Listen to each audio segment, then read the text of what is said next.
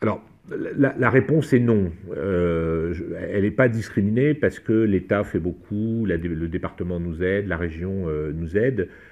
On est discriminé parce que on n'est pas traité toujours comme d'autres villes. C'est un peu compliqué ce que je vais vous dire, mais dans les années 70, il y avait plein de problèmes de logement dans ce pays. C'est le général de Gaulle qui avait dit on va construire des villes nouvelles tout autour de Paris, Évry, Cergy-Pontoise par exemple. Donc ces villes ont été construites, elles ont été construites, il y a eu des logements de construits, il y a eu des équipements, des gymnases, des écoles, il y a de l'emploi qui a été installé.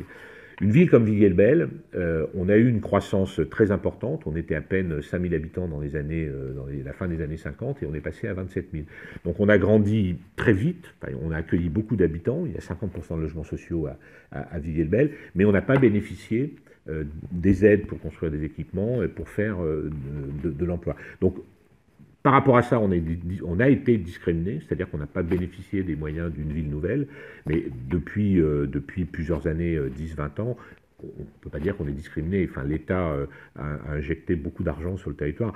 Quartier des Carreaux, vous avez fait vos interviews, on en est à 160 millions d'euros ces 10 dernières années d'injecter sur le quartier pour refaire les écoles, refaire les bâtiments.